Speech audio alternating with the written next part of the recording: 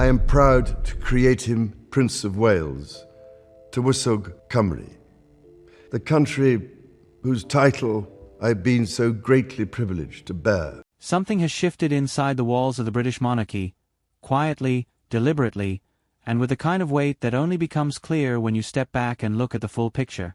King Charles III, a monarch who has spent his entire adult life preparing for the throne, is now making decisions that go far beyond the day-to-day business of kingship. The latest, and perhaps most dramatic, is this.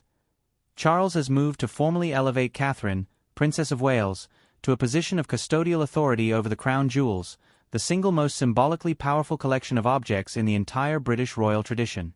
This is not a casual gesture. This is not ceremony for ceremony's sake. And to understand why it matters, you need to understand the context surrounding it. The king's health, the accelerating transfer of royal power, and the quiet but unmistakable story of a princess who has been preparing for this moment her entire life. Stay with us, because by the end of this, you will not look at the British monarchy the same way again. Let's begin with what we know for certain, because everything else flows from here. King Charles III is fighting cancer. That is not speculation. That is confirmed fact. In early 2024, Buckingham Palace announced that the king had been diagnosed with a form of cancer, discovered not during a routine wellness check, but as a direct consequence of a procedure he underwent for a benign enlarged prostate. What the palace confirmed was significant. It was not prostate cancer. Something else had been found. Something separate. And that something forced the King of the United Kingdom to step back from his public-facing duties almost immediately after the diagnosis. The palace has never disclosed the specific type of cancer, a silence that in itself has fueled considerable public concern. What they have confirmed is that Charles commenced a schedule of regular treatments, and that his doctors responded quickly. 4 months. The world waited. Then, in December 2025, came an update that offered cautious relief. In a pre-recorded video message broadcast on Channel 4's Stand Up to Cancer special, King Charles delivered a rare and personal health statement. He told viewers directly that, thanks to early diagnosis, effective intervention, and adherence to doctors' orders, his own schedule of cancer treatment could be reduced in the new year. He called it, in his own words, a personal blessing. But here is the phrase that every careful observer noticed, the word that was conspicuously absent. Not ended. Not finished. Not cured. Reduced. A Buckingham Palace spokesperson confirmed that the king had responded exceptionally well to treatment and that ongoing measures would now move into a precautionary phase. That phrase, precautionary phase, is the language of ongoing management, not resolution. As of spring 2026, reliable reporting confirms that King Charles is still receiving cancer treatment. He is not in declared remission. He is, by all accounts, managing his health while continuing to perform his duties, hosting state visits, delivering the King's speech at the state opening of Parliament in May 2026, and maintaining a public schedule that by any measure is remarkable for a man in his circumstances. But he is 77 years old. He is fighting a disease whose full nature has never been disclosed. And the decisions he has been making over the past 12 months tell the story of a king who is fully, lucidly, and urgently aware of what comes next. To understand the crown jewels announcement, you need to see it not as an isolated event but as the latest point on a clear trajectory. Because King Charles has been transferring meaningful royal authority to Prince William and Princess Catherine for some time now, and the pace of that transfer has been accelerating. The most publicly significant step came in June 2025, when King Charles officially granted William and Catherine the authority to become grantors of royal warrants, with that role formally taking effect from spring 2026. For those unfamiliar with the system, a royal warrant of appointment is one of the most prestigious endorsements in British commercial and cultural life.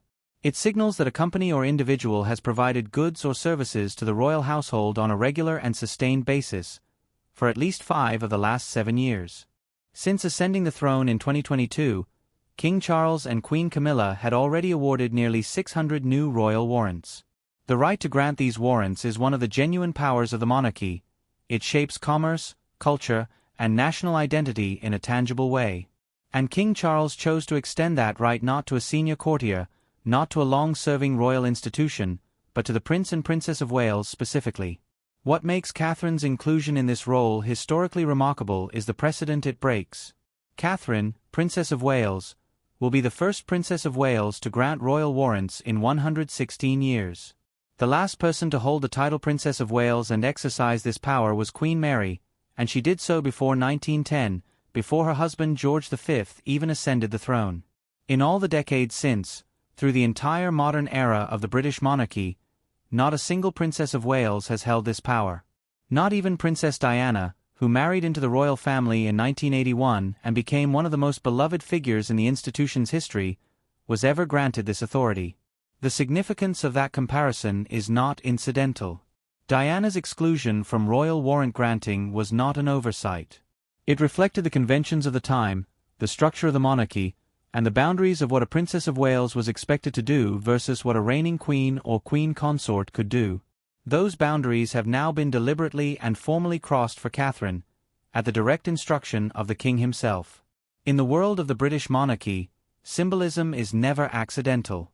The choice of what to wear, which jewel to place on which head, which piece of centuries-old regalia to bring out of the vault for a particular occasion, these decisions are made with care, with awareness of history, and with a full understanding of the message they send. Which is why, on the evening of December 3, 2025, something happened at Windsor Castle that sent royal observers into a quiet frenzy. King Charles and Queen Camilla were hosting a state banquet for German President Frank-Walter Steinmeier, the first German state visit to the UK in 27 years. It was a grand occasion by any measure, all white tie and glittering regalia and the accumulated dignity of centuries. And Catherine, Princess of Wales, arrived wearing a tiara that had not been seen in public for 20 years. A tiara that, in its entire documented history, had been worn only by queens.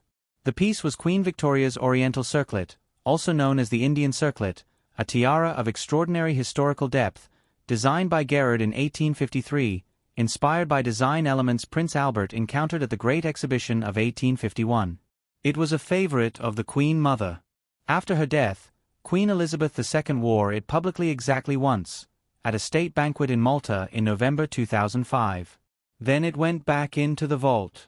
20 years later, it emerged again, on the head of Catherine, Princess of Wales, paired with a sapphire blue sequin cape gown by Jenny Packham, and diamond chandelier earrings that had once belonged to Queen Elizabeth II herself. Royal commentator Amanda Matta described the moment directly. Not only was the tiara a new piece for Catherine, but it is also one typically reserved for Britain's queens. The court jeweler, one of the most respected voices in royal jewellery history, noted that every previous wearer of the Oriental Circlet had been either a reigning queen or a queen consort, with the exception of Catherine, who is on track to join that group one day. This is not a coincidence.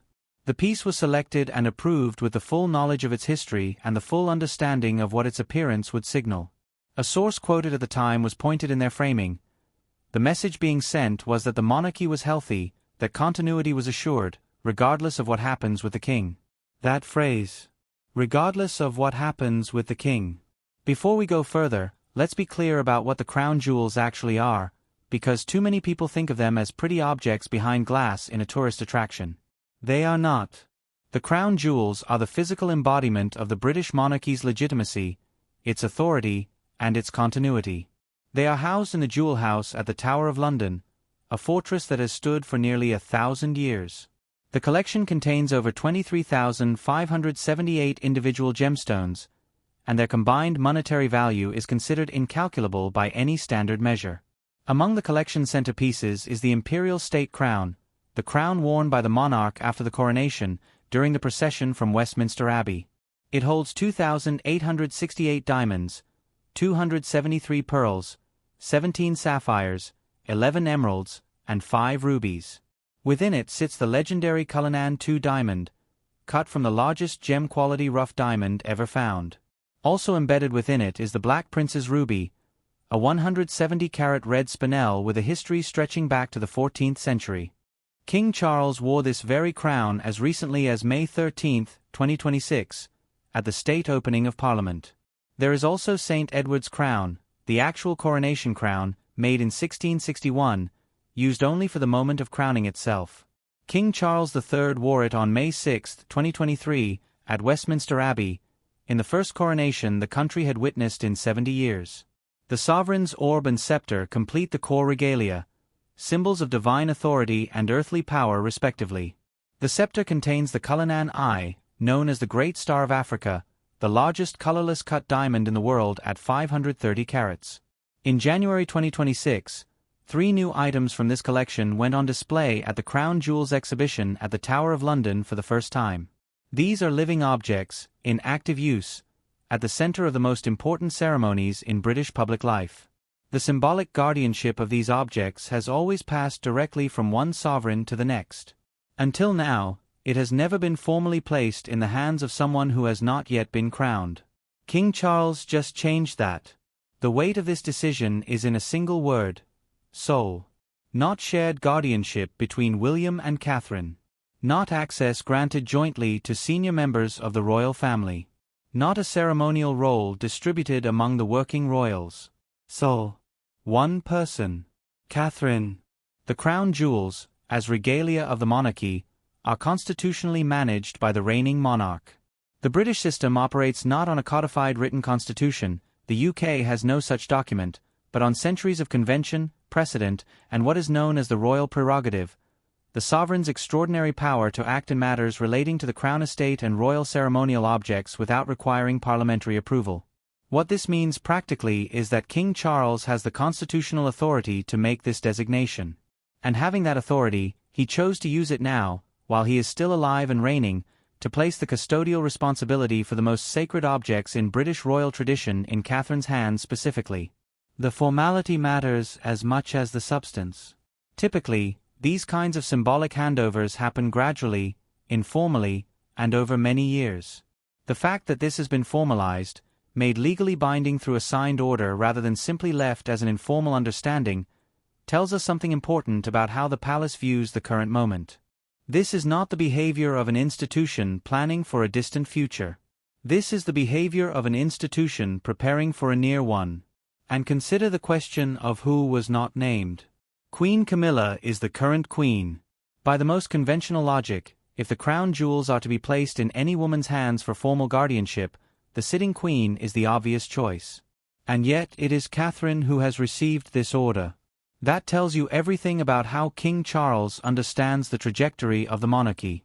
Camilla has served with dedication and has earned a degree of public respect that once seemed unlikely. But the structural reality of the British monarchy has never been in doubt. The future passes through William and Catherine. When Charles's reign ends, whether through abdication or death, Camilla's formal institutional authority diminishes dramatically.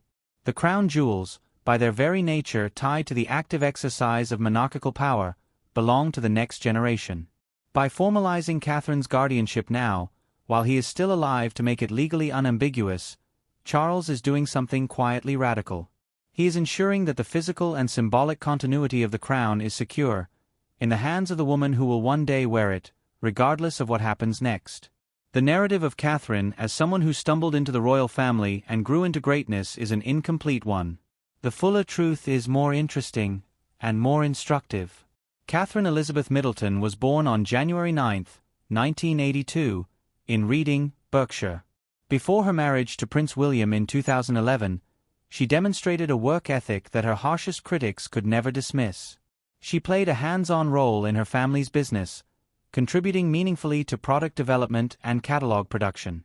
These were not the actions of a woman waiting to be told what to do. She married into the royal family and spent years learning its rhythms, its demands, and its expectations. Sometimes painfully, often in public, always with composure.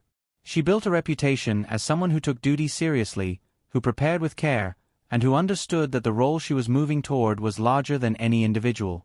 Then came the test that no preparation can fully anticipate. In January 2024, Catherine underwent abdominal surgery. The specific nature of that surgery was kept private.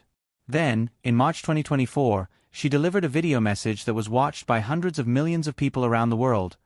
A quiet, composed, and heartbreaking statement in which she revealed that she had been diagnosed with cancer and was receiving preventative chemotherapy. The world stopped. The woman who had become the public face of the next generation of the monarchy had been fighting a battle the public didn't know about. And yet, in how she chose to share it, she showed exactly the kind of clarity and grace that defines genuine leadership. By January 2025, Catherine shared that she was in remission. She did not slow down. She returned to public duties with a schedule that accelerated throughout 2025. She made her first major speech in over 2 years at the Future Workforce Summit in London in November 2025. She stood alongside King Charles at state events where the symbolism of continuity was impossible to miss. Royal commentator Richard Fitzwilliams, speaking to GB News in early 2026, described Catherine as the key for the royal family as she moved into a full schedule at the start of the year. Popular, influential, and an icon helping breathe new life into the institution itself. There is a dimension to Catherine's guardianship of the crown jewels that is easy to underestimate: the economic and cultural dimension. The Kate effect is not a tabloid invention. It is a documented, measurable, multi-billion-pound force in British retail, tourism, and cultural visibility. For 15 years, it has operated with almost mechanical reliability. An item that Catherine is seen wearing sells out. Not eventually. Within minutes. The phenomenon is so consistent that the retail and fashion industries track her appearances the way meteorologists track weather systems. Royal journalist Richard Palmer was direct about the scale of this when discussing her new role as grantor of royal warrants, noting that Catherine's warrant would be especially sought after. The gold standard of endorsements becomes exponentially more valuable when it carries her name. Now extend that same logic to the crown jewels. Over the course of 2025 and into 2026, Catherine appeared wearing pieces from the royal collection that had not been seen publicly in decades. Each appearance generated extraordinary media coverage. Each appearance reminded a global audience, including the considerable tourist economy built around the Tower of London, that these jewels are not museum relics behind velvet ropes. They are worn. They are meaningful. They are alive. Catherine's guardianship of the crown jewels is not simply symbolically significant. It is a decision that recognizes her unique capacity to make the oldest and most historic symbols of the British crown feel relevant to a generation that has grown up in a world of social media and instant attention. King Charles, whatever the difficulties of his current circumstances, knows exactly what he is doing. To fully appreciate the weight of what has happened, you have to understand the history that surrounds these objects. The original English crown jewels, some dating back as far as King Edgar's coronation in 973 AD, were destroyed by Oliver Cromwell in 1649. Parliament ordered the regalia melted down, the gold repurposed, the gems sold. It was an act of deliberate desecration, an attempt to erase the physical symbols of monarchy itself. They failed. When King Charles II was restored to the throne in 1661, new regalia was commissioned. New crowns were made. New scepters were forged. And those objects, continuously maintained, continuously used for over 3.5 centuries, have stood at the heart of every British coronation since. The crown jewels were stolen only once in recorded history. In 1671, a man named Thomas Blood managed to smuggle St. Edward's crown out of the Tower under a cloak before being caught. Remarkably, King Charles II pardoned him. Since then, the collection has been guarded with increasing sophistication. Through wars, civil unrest,